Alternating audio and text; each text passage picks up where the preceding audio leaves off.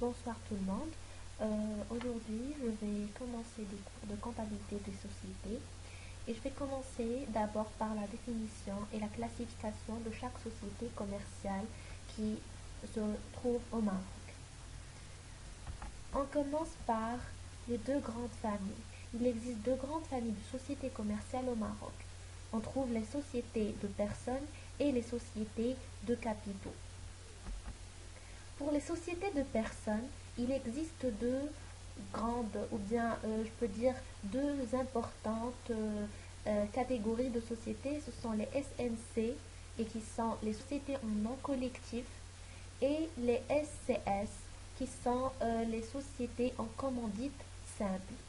Ce sont des sociétés de personnes, de familles. Genre, on peut les savoir juste par le nom de la société.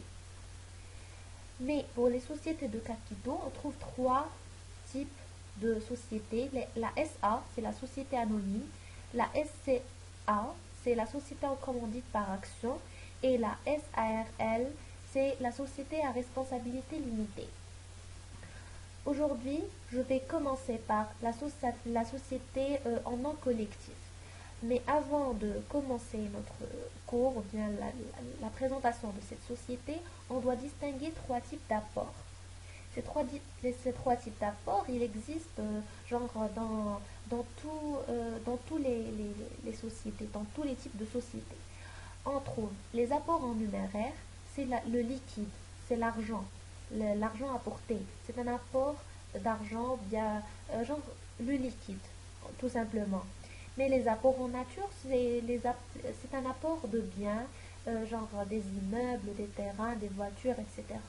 C'est quelque chose corporel, ce sont des immobilisations corporelles. Les apports en industrie, c'est l'expertise, les expériences, euh, ce sont tous les apports, ou bien toutes les connaissances qui peuvent se produire, qui peuvent être utiles pour l'entreprise en termes de production. Alors, euh, je vais, euh, je vais expliquer comment ça se passe pendant le partage, pendant que la société partage du bénéfice en fonction d'apports.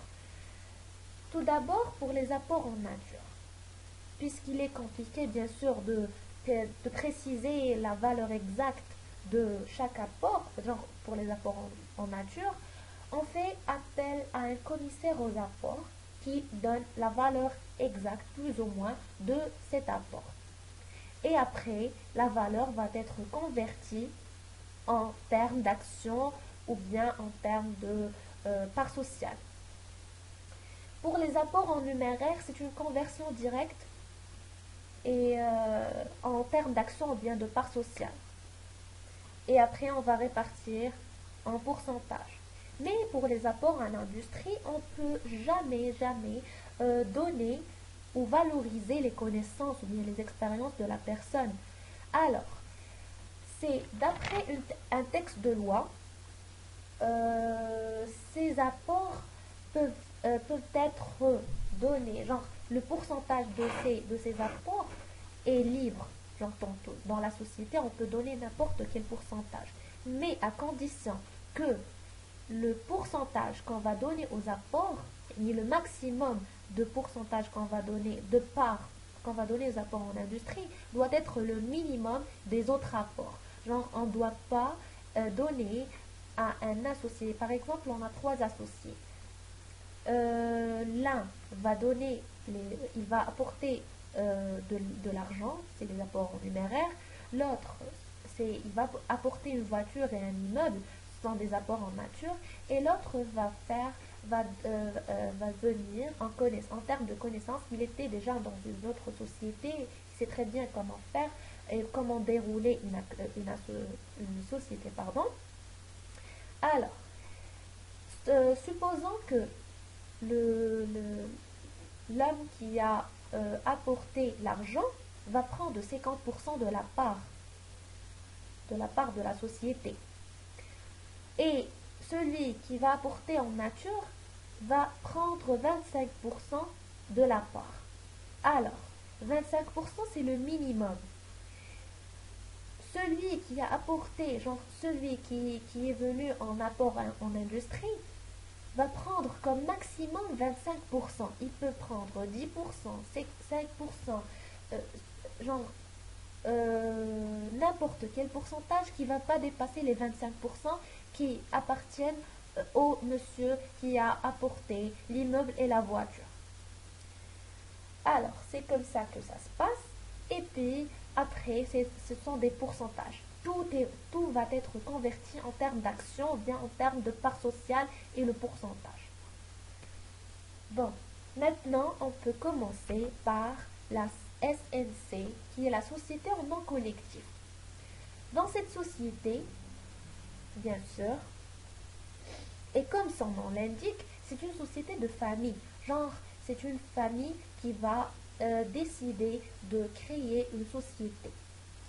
Alors, la qualité de commerçant est valable pour tous les associés. Genre, tous les associés vont être des commerçants. Alors, d'autre part, il y a genre, s'il y a des dettes, tous les associés, genre toute la famille, va participer solidairement et sans exception lors du paiement de ces dettes. Il n'y a pas de limite au niveau du montant du capital. Il peut être 0, bien un dirham symbolique, comme il peut être 100 milliards de dirhams. C'est pas une importance. Tous les associés sont des gérants. Chaque associé dans cette société, dans la SNC, est considéré comme étant un gérant. Il a tous les droits de gérant pour dérouler l'entreprise, en gestion, en termes de genre la production, tout. Et bien sûr, le risque est illimité.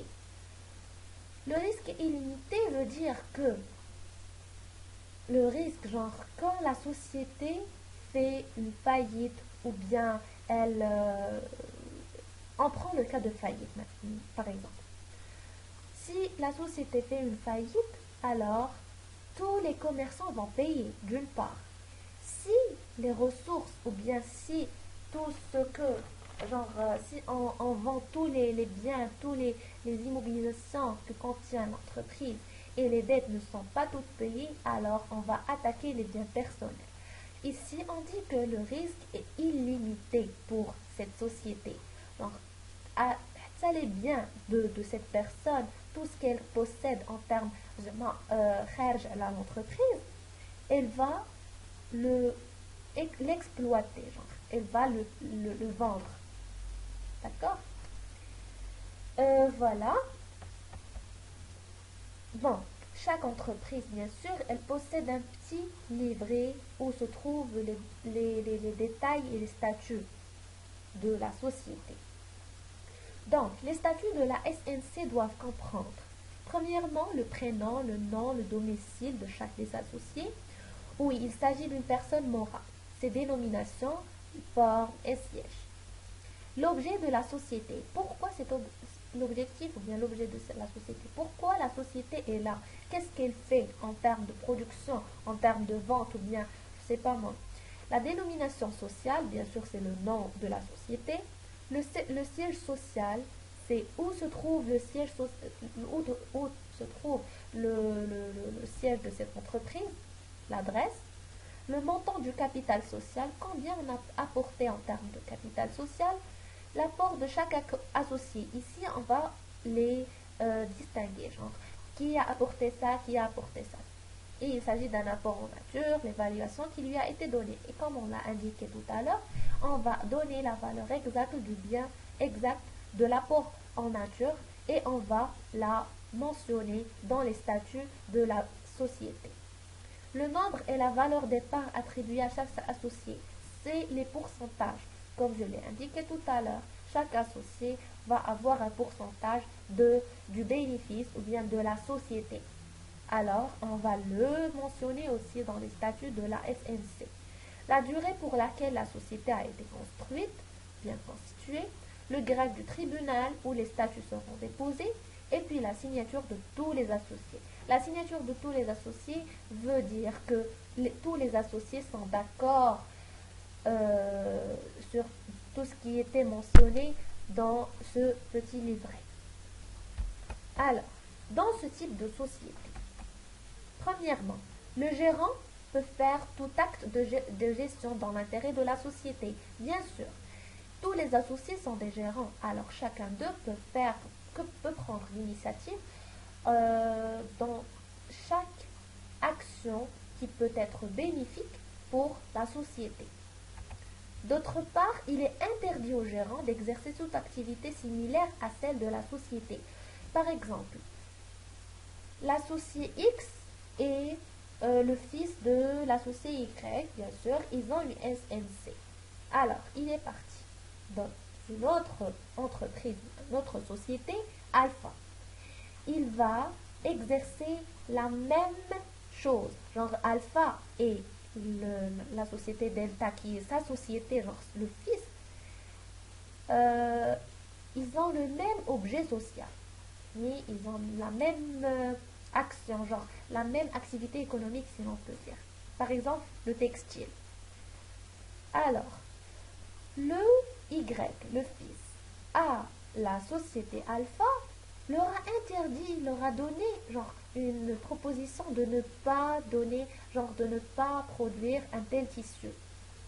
Alors avec la personne Y, la personne pardon X qui est le fils, va y aller chez son père qui est la personne Y à la société Delta, il va leur dire qu'on doit produire ce tissu et le vendre.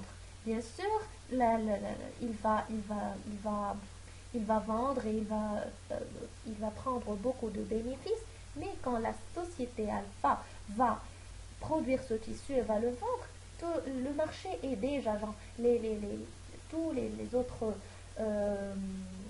dans le marché, il existe déjà, alors les gens vont pas acheter deux fois ce tissu. Genre, je parle des usines ou bien des commerçants, des autres commerçants de détail ou bien quelque chose du genre. Cette action, ce phénomène, ça s'appelle le dumping. Et bien sûr, c'est quand tu vas, c'est quand tu fais les bâtons dans les roues pour l'autre société afin que ta société réalise des bénéfices. Et ça, c'est interdit. Alors, toute convention entre une société et l'un de ses gérants doit être soumise à l'autorisation des associés. Et enfin, l'opposition formée par un gérant aux actes d'un autre gérant est son effet à l'égard des tiers. Bien sûr, il ne faut pas y avoir une opposition d'un gérant à un autre. Ils sont tous des gérants. Il ne faut pas interdire à l'un des associés telle ou telle chose. Genre si le X, bien sûr le fils, va acheter, il va faire il va acheter des marchandises du fournisseur et le père vient et lui dit non, je n'aime pas ce fournisseur, je ne vais pas y acheter, je veux pas, alors tu dois revendre ou bien remettre la marchandise au fournisseur. Ça c'est interdit. Chaque gérant il doit assumer les conséquences si sont fausses ou bien justes. Mais s'il va assumer les conséquences, c'est tous les autres gérants vont l'assumer bien sûr. Alors, voilà, c'est la fin de ma vidéo, de ma première vidéo bien sûr. Merci pour votre temps et bien sûr abonnez-vous pour recevoir la suite des cours. La prochaine vidéo va consister à la présentation de la SCS qui est la société en commandite simple. Et bien sûr, il y aura d'autres vidéos qui vont consister à présenter le reste des autres sociétés. Merci.